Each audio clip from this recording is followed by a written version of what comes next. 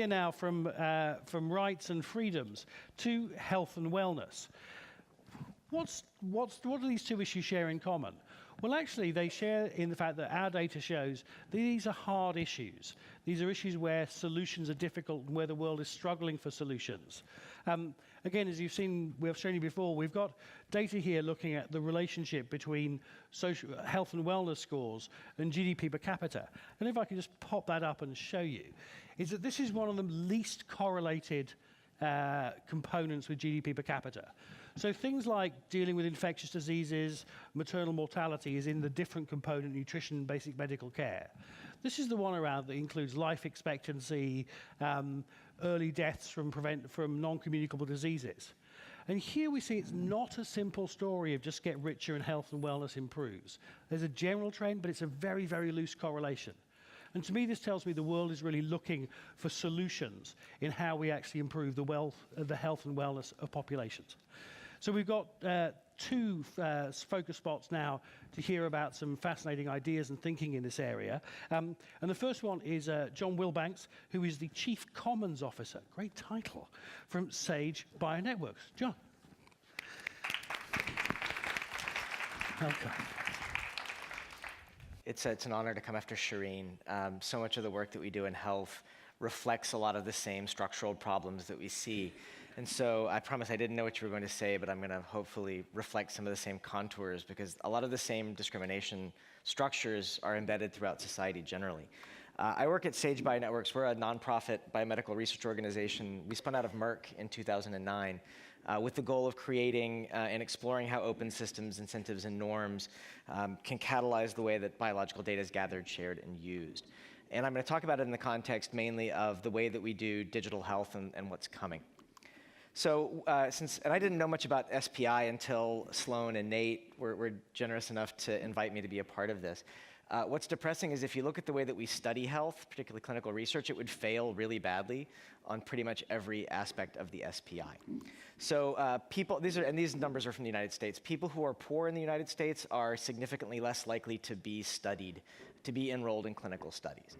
And it is pervasive. It's systemic, and the US is one of the better countries in the world at clinical enrollment. And you can look at all of the numbers of this, but it's really bad, right? So, and this is just on the economic dimension. You can see this on an ethnicity dimension. Despite years and years and years of federal prioritization, we continually fail to study anybody except white people. Women are consistently understudied.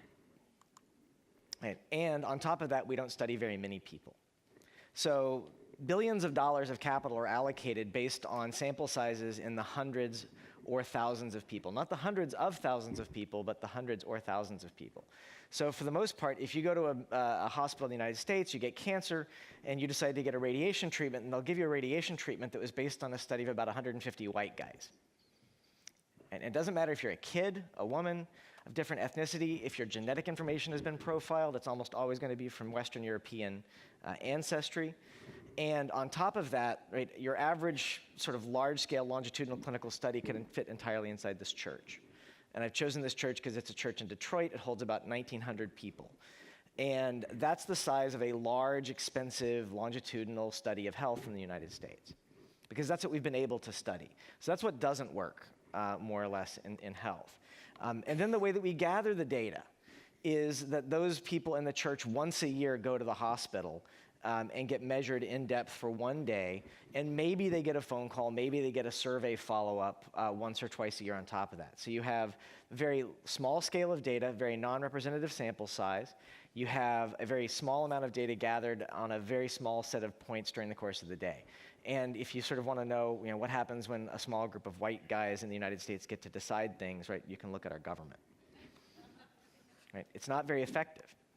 Now, what's changing is that we can start to use, in culture, right, outside of health, outside of politics, we're basically digitizing all the interactions we have and mining those to get us more accurate advertising, more or less. So whether it's your credit card, your phone, your apps, your supermarket loyalty card, which is a US export, unfortunately, where your groceries get priced up unless you give them your data and identity to get them back down to the actual price. And this is used to market more effectively to you. It feeds a system of algorithms, right? Which know to predict whether or not, and this is one of my favorite gendered ads in the United States, which is trying to embarrass me because I like Taylor Swift more than my wife does. Right? But the idea that the system, right, the system knows who you are and what you're doing in a personalized, predictable way. And this is what's probably going to come to health. And if you look up me on the About the Data site, this is a site that was forced by law to reveal what the system knows about me from a data perspective. Right? It knows more or less who I am. It thinks I went to grad school, which is cool, because I didn't. It thinks I'm single, which makes Carolina, who you saw yesterday, who I'm married to, makes her mad. It knows I'm a Democrat, right? It knows I'm white. It knows how much I spent, where I spent it, what I spent it on. It knows what I aspire to. It knows in particular that I aspire to go camping, right? Not that I go camping, but that I aspire to go camping. Because my aspirations are a huge part of my spending, in the United States at least. Right? It's not, they don't make money on things you do, they make money on things that you want to do. And this is coming to health, right? Because it works. Right? Advertising is more effective because it's more personal, because they can put me into all of these niches. And it's coming to health, and I can tell you from the work that we've done at Sage that we know that the technology works, that measuring people where they live works really well. And so when the power starts to shift to the person who controls the data from just the doctor who sees you when you go to the hospital, right, you're able to actually see the person and their lived experience much more clearly. And there are deep political problems to this, which I'll talk about a little bit at the end, but we know that the tech works. So we were fortunate at Sage to work with Apple on what's called ResearchKit a couple of years ago. It's an open source framework to turning your phone into a device that can measure you. And so I used the Parkinson's example specifically because for that Parkinson's study, the things that you would do is we would take you into the hospital and say, we're going to see how often you can tap, right, your fingers on a table, because that's an indication of your tremor and dyskinesia. We're going to look at you and see whether or not your hand shakes or not. We'll see how well you can walk. But the same sensors that let you turn your YouTube video from landscape to portrait, right, can actually be used to record the tremor on the phone. You can put the phone in the pocket and record me while I walk 20 steps forward and back and get my gait, my balance, my tremor. We can use the microphone to record and get the muscle tone, because if you just say, ah, right, after a while, that gives you a sense of the muscle tone of your lungs and your voice box. And we can do this every day before and after medications without you having to go to the hospital. And we can do it with anyone who has an iPhone, which is, even though it skews white, healthy, and older, it's way more diverse than the people who are in clinical studies. And if we can get out to Android phones, we start to be able to actually reach the world. So you can do all of this stuff. And what you start to find out is that instead of just having a physician looking at the number of taps I've got, we can get like 45 extra dimensions of data that will let us find people who are getting benefits or who are not getting benefits from medicines that would be invisible in the traditional clinical context. Because it's not just the number of taps, it might be the accuracy of tapping. Right? It might be some sort of pattern that you wouldn't be able to see otherwise. And I know that you can't see this. I hate nothing more than showing data on a large screen from a scientific paper. But we have a man, right, who's in his 60s, who benefited in that measurable way under the old system of tapping. His number of taps went up. But we see that the woman on the right, she would have been invisible. Her benefit would have been invisible. She might have been taken off the drug by the insurance company because they couldn't show a clinical benefit. Because what was changing for her was the location of her taps.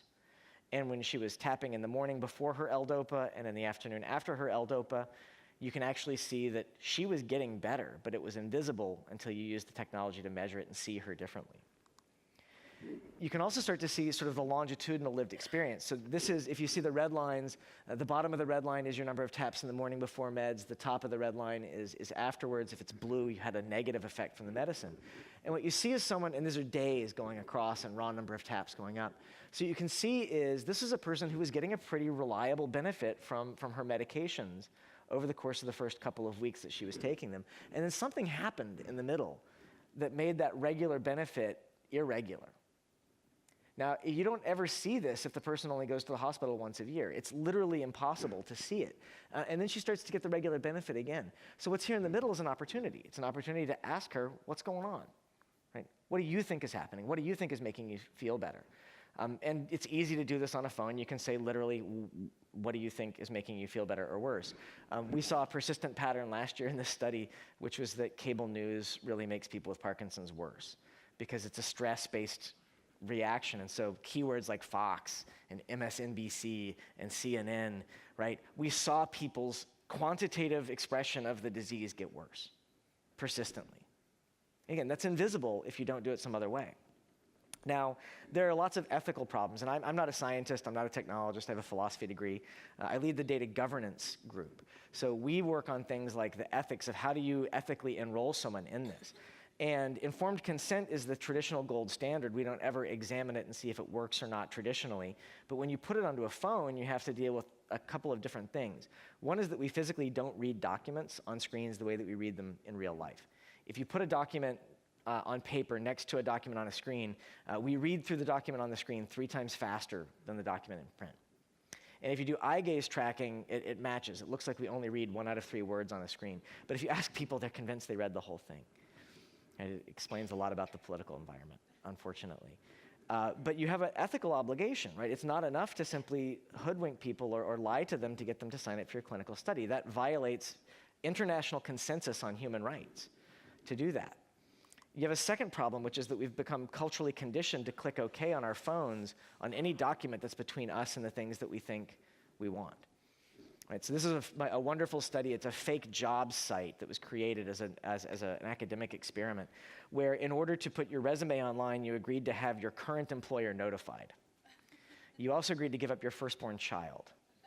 Everybody said yes. Right? And so again, there's an ethical obligation to recognize these as design problems and put them into the context that you have to actually deal with them. So this is something that my group did, which was to work on building user interfaces to informed consent documents. If they're not going to read them, it is unethical to provide them with the document without some sort of forced function that requires them to confront the ideas and the concepts of the study that they're going to enroll in. And we're beginning to move this on out to saying, well, there should be video-based interfaces for people of low literacy. There should be chat-based interfaces for people who only have SMS phones. We need to meet people where they live with the ethics, not just with the technology and the study. Because the problem is that the technical opportunity is so great that people will start taking it and they're going to run away without thinking about the human rights issues or the ethics issues or the governance issues. And so what's about to work is that this technology is coming, right? The technology doesn't really care if you're using it ethically or not ethically. It's an effective way to measure people. So it's coming. And so this is the Google Verily baseline study, right? So Google became Alphabet, and the Google Genomics group became Verily. So Verily announced last week that they're going to enroll 10,000 people. They're going to put measurable devices underneath their mattresses to measure their sleep. They're going to measure urine, blood, tears. They're going to give everybody a watch that'll measure heart rate, blood pressure, all sorts of other things. And you have no rights to your own data. So again, if we go back to the SPI, to these concepts of having the right to know yourself, that's not baked into this, because what's more important is the measurement so that we can do the stratification of the niches. It's not a piece of the puzzle that you have a political or ethical or human right to the knowledge about yourself that's being generated. There's a Facebook study that's somewhere on called Genes for Good. This is an interesting one, because basically if you give lots of Facebook study survey questions, then they'll offer you a DNA sequence for free in return for you giving them all the sequence data. This, at least, they'll give you back your data, which I'm quite happy about. Part of what we do at Sage is try to lead the argument that there shouldn't be anything collected about you without giving you back a copy of it. Maybe you shouldn't govern all of the copies of it. The copy that's inside the study might need to be governed differently to advance science. But if someone knows something about you, you should probably know that about yourself as well, because then you can use it to make choices. And in many ways, when I look at SPI, right, health is just one piece of all the different places where digital health is affected by the way that we govern the data. And this is a project that we're part of. This is a United States federal study called the Precision Medicine Initiative, the All of Us cohort. The goal is to get 1 million people to donate their blood, their urine, their health records, data coming from their phones, like I talked about, over a 10-year period. And the goal is to overrepresent the underrepresented, whether that's a geographic, an economic, an ethnic, an identity element. And the groups that are being granted to be a part of this, and it's a $400 million total study, are being chosen specifically based on their ability to recruit diverse populations in an overrepresentation approach, to try to correct some of the historic wrongs in the way that we study people, because these technologies don't matter if they don't see everybody. Because if they don't see everybody, they're going to basically replicate the power structures that we started the talk with. And they're only going to benefit a certain number of people. And so we're very fortunate. We're one of the awardees. We're in charge of informed consent and the ethical protocol, as well as the sensor design for this project. And this is going to launch enrollment in the next probably 3 months in the United States. It's going to be interesting to ask people to give the government your blood in this political environment. So we'll see how that goes. And then there's one last one that I'll mention, which is another interesting concept, which is that the scale is changing. So this is a project called the Road to Wellville, and the goal is to take multiple communities in the United States that are communities that are frequently not felt to be healthy, and apply these exact same technologies to see if you can achieve community scale health, smoking cessation, better school lunches for kids so they don't grow up obese and addicted to carbs and preservatives and fat. And so these things are coming. And what's really left is, what are the politics going to be? Because again, in technology, a lot of people in technology like to pretend the politics don't matter. But it really does matter enormously whether or not you own a copy of the data about you, whether you own the right to know how the algorithms are sorting you and predicting you, whether you have the right to use that information in your own life and well-being in ways that are essentially a benefit of you being part of such a study. Because the idea that we're just oil wells of data that provide access to the system to make choices about us, that's something I think that we have to push against.